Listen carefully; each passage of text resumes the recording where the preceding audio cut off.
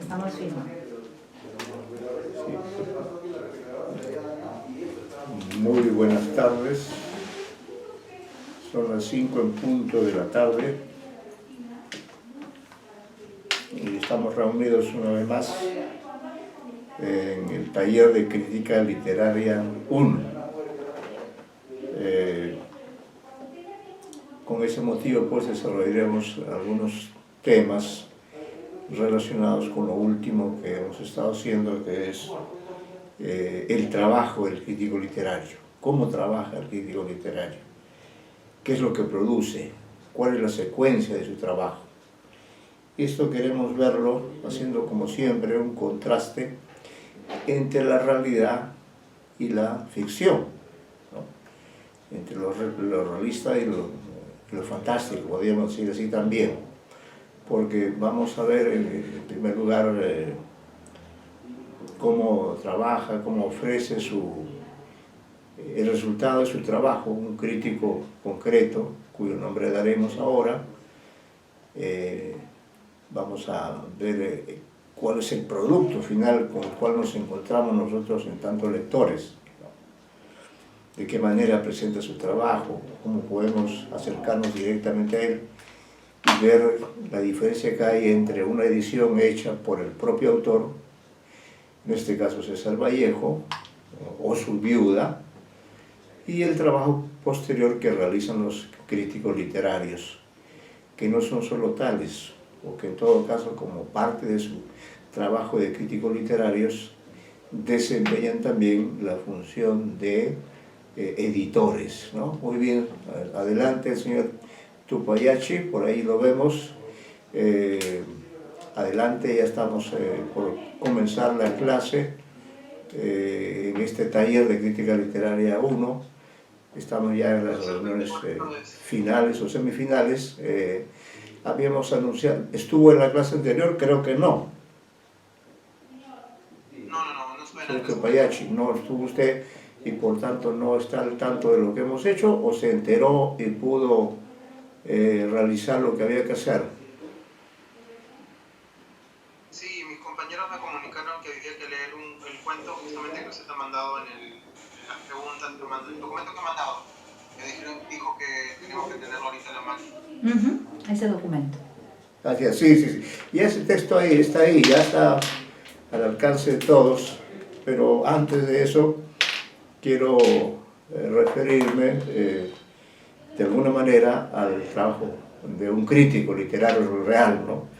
Porque este crítico que aparece en el texto El cazador invisible es un crítico ficticio, ¿no? Por eso antes queremos ver el producto del trabajo de un crítico real, del mundo real, para hacer ese contraste.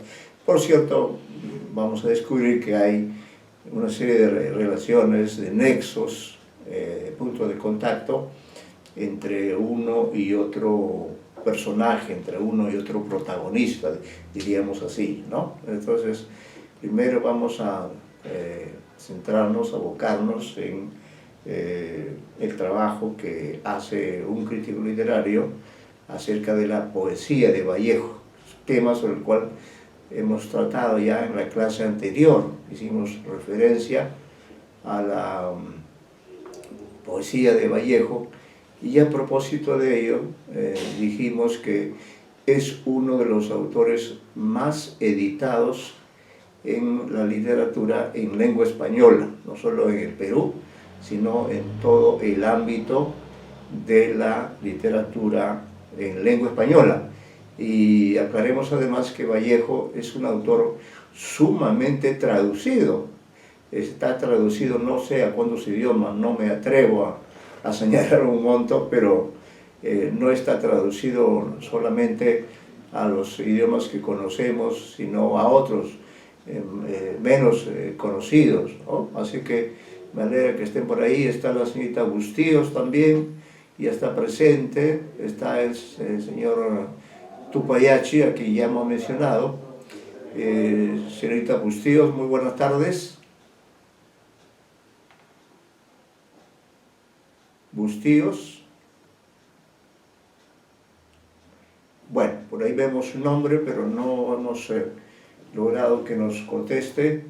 Estamos ya en los prolegómenos de este trabajo. Ya estamos ingresando en realidad para acercarnos en primer lugar a la poesía de Vallejo y al problema de las ediciones de este gran poeta peruano que es César Vallejo.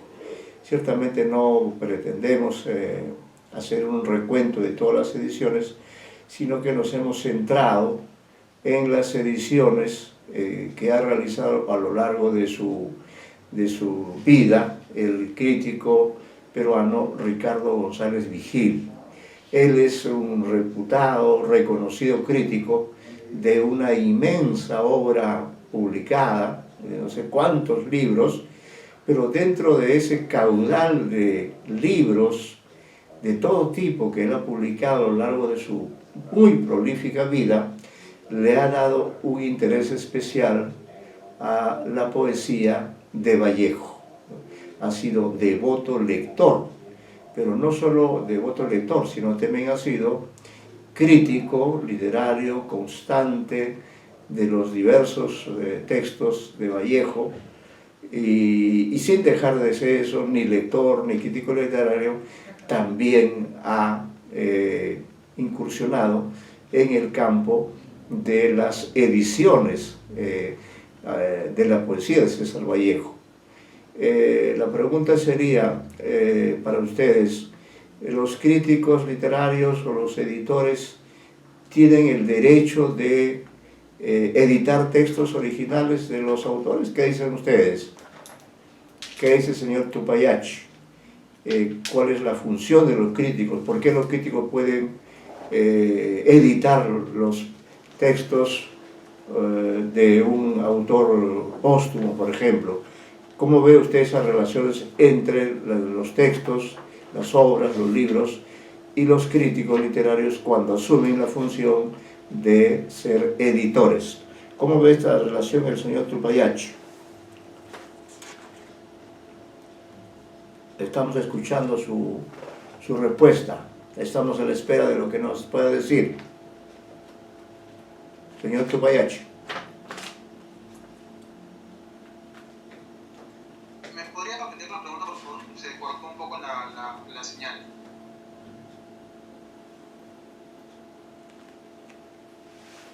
Sí, le escuché decir una frase, pero ahí se quedó, ¿no? Sí, dice que no se escuchó bien, que vuelvas a repetir, que se cortó un poco la señal. Ya, a ver, espérate. A ver, un momento. Sí, un momentito, quiero ver si la... No, está todo bien aquí. Si somos nosotros o es... Ya. Sí. Está bien. Bien. Puedes seguir. Entonces decíamos, como uno de los temas finales del taller, hemos querido, ya desde la clase anterior, hemos querido mostrar cómo trabaja el crítico literario frente a las obras que ha estudiado antes o que está estudiando o que seguirá estudiando. Por eso es que en la clase anterior les mostramos, por ejemplo, que en el caso de Vallejo, cuya primera obra, Los Heraldos Negros, apareció entre 1918 y 19, editada, diríamos, bajo la responsabilidad del propio autor, que publicó en Lima en 1918-19. También hay cierta duda con respecto a las fechas, ¿no? Y luego publicó Trilce en 1922, también en Lima en 1922, el año 1923, también bajo su responsabilidad, aunque claro, en algunas editoriales que acogieron sus textos, publicó su libro Escalas, ¿no? A Escalas, que está dividido internamente en dos partes. Y luego también publicó Fábula Salvaje en 1923. Ese año Vallejo, en junio, viajó a Europa, en junio de ese año, y ya no volvió al Perú. Su vida es más bien breve, creo que vivió 46 años, si no me equivoco, ¿no? Pero el año 23 estableció una especie de frontera en su vida, de 1923 hacia atrás, vamos a decir así, hasta 1938 que nace, perdón, hasta 1892 en que nace, y 1923 cuando él viaja a Europa, ¿no? Creo que tiene algo así como unos poquito más de 30 años, está en la plenitud de la vida. Y de 1923 en adelante hasta 1938, él continúa haciendo su vida de escritor, de intelectual, de poeta, de periodista, de hombre múltiple, que como casi todos, por no decir todos, los escritores peruanos han hecho ese viaje a la Europa, a este continente que tiene para nosotros una importancia especial porque estamos ligados de una u otra manera con ese continente. En primer lugar diríamos, por razones obvias, históricas que ustedes conocen, estamos ligados a España, porque fue España quien de pronto vino al Perú, ¿no? En el siglo XVI y se estableció durante varios siglos y nos mantuvo en condición de colonias, de virreinatos, hasta el siglo XIX, ¿no? Bueno, entonces Vallejo, como muchos otros escritores, hizo también ese viaje definitivo, ese viaje que tenía varios motivos, varias razones muy ligadas principalmente a lo literario, a lo vital, porque París es la tierra de los escritores, es la ciudad emblemática a la que han ido desde ya hace siglos escritores de todas las épocas. En el caso peruano no hay prácticamente ningún escritor importante que no haya estado ahí en alguna oportunidad, ¿no? Y desde 1923 hasta 1938 Vallejo siguió escribiendo y siguió publicando, ¿no? Sigue escribiendo y sigue publicando. Publicó algunos libros, por ejemplo, hizo una segunda edición de Trilce, es decir, no es un libro nuevo, sino es una segunda edición que hace, me parece, en el 30-31, una segunda edición de Trilce. Y publica ese mismo año, el 30, una novela, es decir, digamos, que se edita por primera vez, El Tustelo, ¿no? Que es una novela proletaria, es una novela de temática política, principalmente política, ambientada en el Perú, y que se publica en España. Tampoco no se publica en París, sino en España. Esto quiere decir que luego de haber llegado a París y de haberse establecido allí, y de haber muerto también en París, sin embargo, Vallejo se dio tiempo, mientras escribía, mientras trabajaba, se dio tiempo para viajar a una serie de países europeos, para conocer. Y los dos países a los cuales viajó varias veces y con los cuales estableció vínculos importantes son España, precisamente, ¿no? Y la Unión Soviética. La Unión Soviética no existe ya hoy, y ya no existe, qué curioso. Resulta que los países pueden también desaparecer como los seres humanos, pueden ya no existir, ¿no? Entonces Vallejo, en su estancia europea, viajó varias veces a la Unión Soviética porque le interesaba saber cómo se iba desarrollando esta supuesta revolución socialista. Entonces vio allá 2 o 3 veces y publicó algunos libros alusivos a ese viaje. Quiere decir que el motivo del viaje también es sumamente importante en Vallejo, ¿no? Y estas publicaciones, como he indicado, las hizo en Madrid, y algunos de esos libros fueron muy exitosos, especialmente su libro sobre la Unión Soviética fue el libro más vendido, el libro más reclamado por el público, porque justamente en esa época la Unión Soviética estaba en el centro de la atención como el primer país que el año 17 había iniciado una revolución socialista y que ahora pues estaba en pleno desarrollo, ¿no?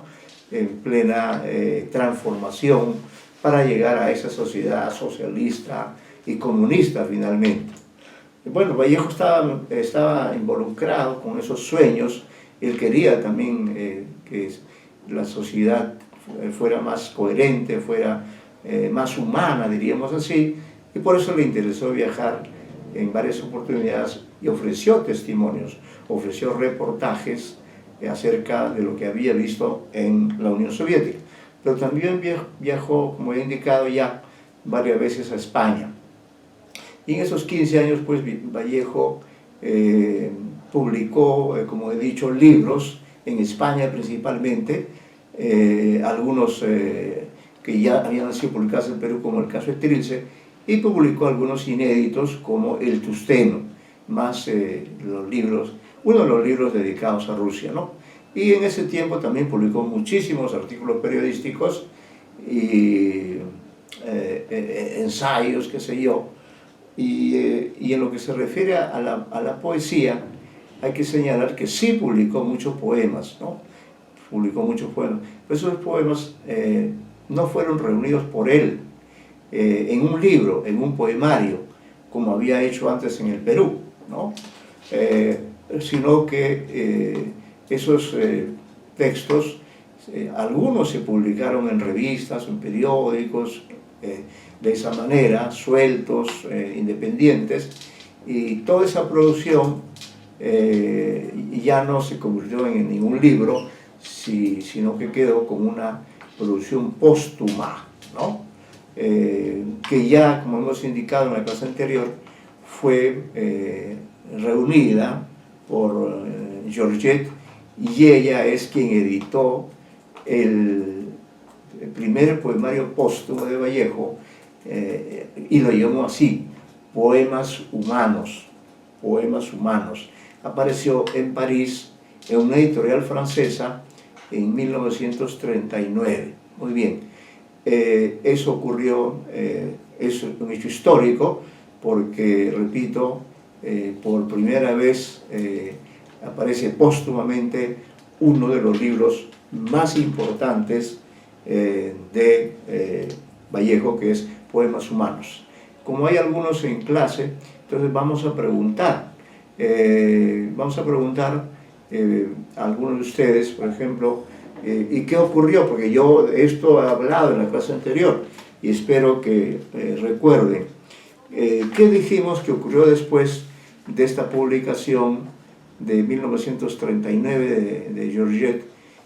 ¿Qué ocurrió cuando ella en el año 1968 editó la obra poética completa? A ver, la pregunta para cualquiera de ustedes. ¿Quién quiere contestar? Repito las ideas y repito la pregunta, ¿no? Hemos dicho que en 1939, siempre las fechas son importantes, en 1939 Vallejo ya había fallecido el año anterior. Su viuda, Georgette Vallejo, publicó el primer poemario póstumo de Vallejo. Editó en París el primer libro de poemas que antes no, seguramente algunos poemas podían haber circulado en revistas, pero por primera vez aparecieron publicados con ese título llamado Poemas Humanos. Eso ocurrió en 1939. Pero también hemos contado en la clase anterior qué ocurrió casi 30 años después, ¿no? Sí, efectivamente, del 38 al 68 son 30 años. ¿Qué ocurrió entonces con la publicación del año 68? Sobre todo con respecto a la forma como presentó Georgette, su propósito era ese, presentó la obra poética completa de Vallejo. A ver, ¿quién de ustedes quiere contestar al respecto? Quizá la señorita Bustíos tiene algo preparado.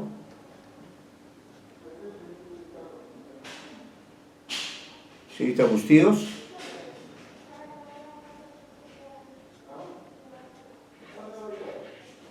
¿Quién más está en el aula?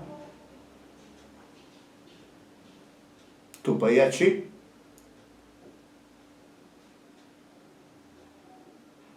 Poyachi. Bueno, no está contestando ninguno de ustedes.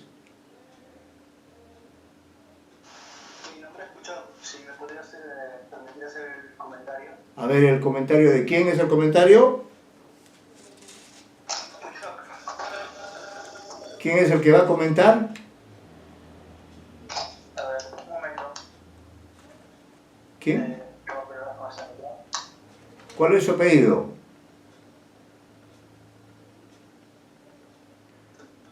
¿Cuál es su apellido? Mi nombre es Enrique Puchoc. Puchoc, ya.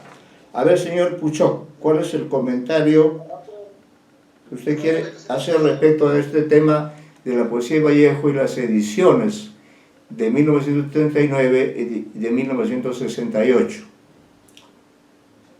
Pues se habrá cierta polémica primero por la publicación póstuma de Poemas Humanos, Ajá. ya que no se sabe si realmente había salido con ese título o si era ya un libro armado por el propio Vallejo o si era simplemente una recopilación hecha por una versión de poemas inéditos hecho por Georgette. Y luego 30 años después lo que se da es la publicación de la poesía completa de Vallejo, pero antes de Poemas Humanos hay un libro nuevo de Vallejo que sería Poemas en prosa. Lo curioso es que aparezca un libro nuevo después de 30 años ya de fallecido de Vallejo. ¿Y por qué no sería considerado, por qué es considerado un libro nuevo y no una selección de poemas, ya que al final de cuentas es una división o una antología de poesía dentro de la ya publicada, si no me equivoco? Sí, bien. Toda su intervención, que es pertinente, nos hace recordar que efectivamente cuando...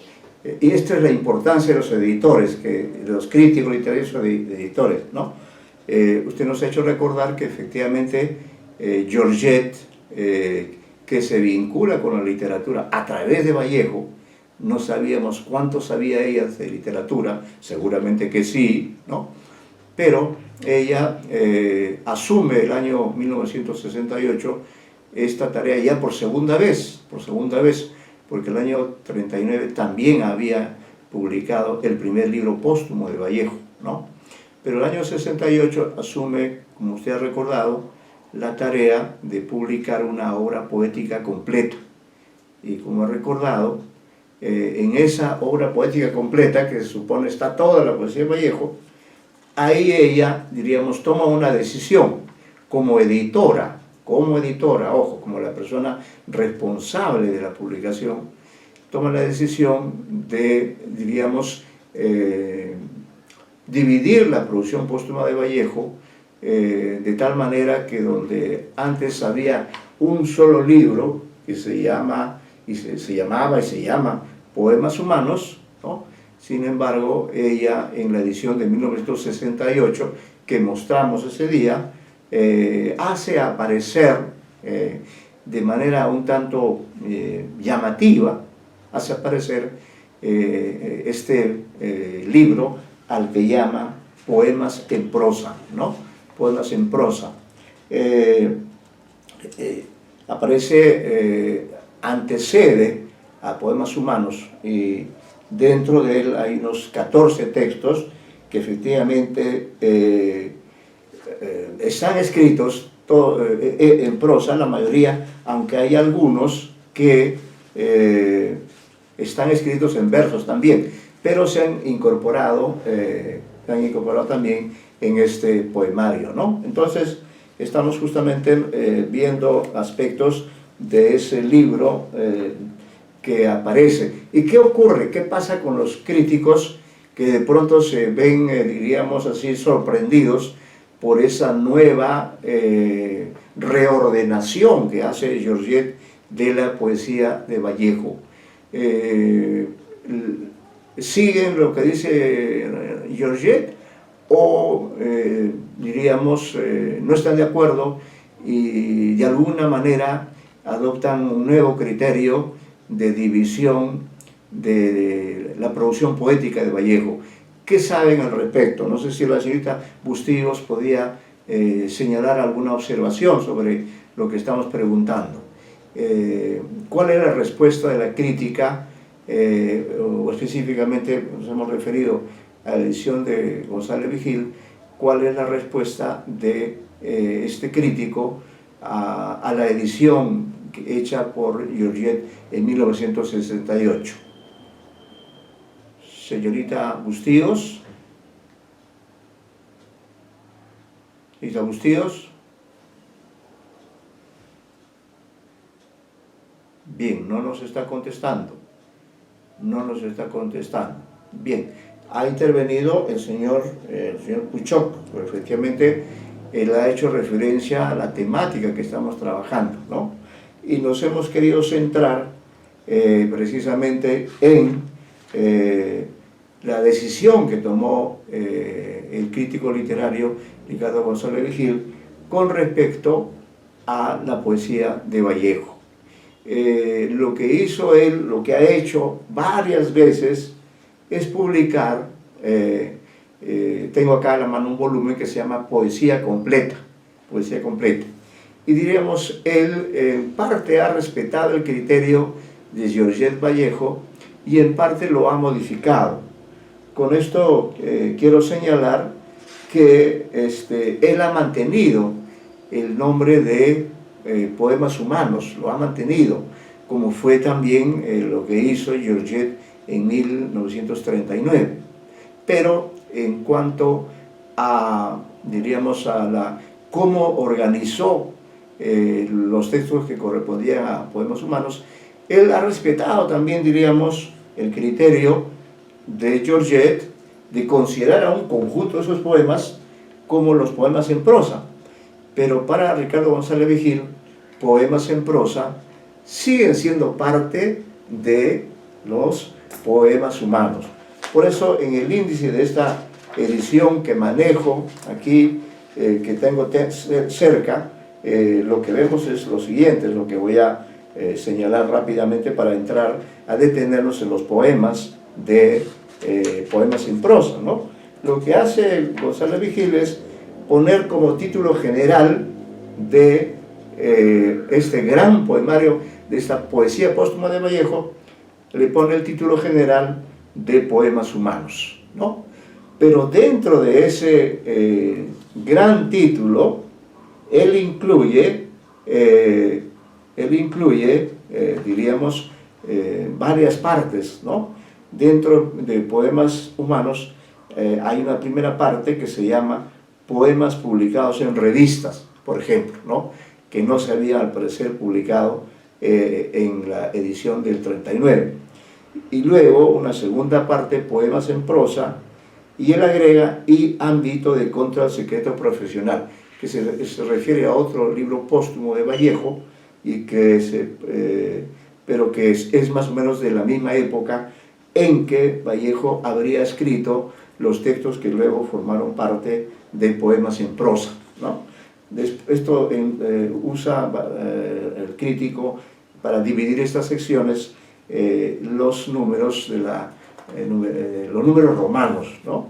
De manera que luego de Poemas en prosa vienen los otros poemas importantes de Poemas Humanos, que los ha dividido él en las siguientes partes. En la parte tercera, posterior a Poemas en prosa, ha puesto como la tercera sección, ha puesto poemas sin fecha, mecanografiados en letra roja.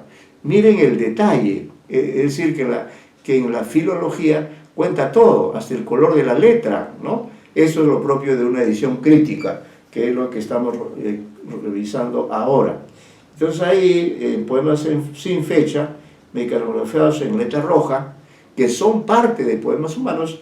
Ahí incluye una serie de poemas pues muy famosos, todos ellos, de Vallejo, entre ellos, por ejemplo, Piedra Negra sobre una piedra blanca, ¿no?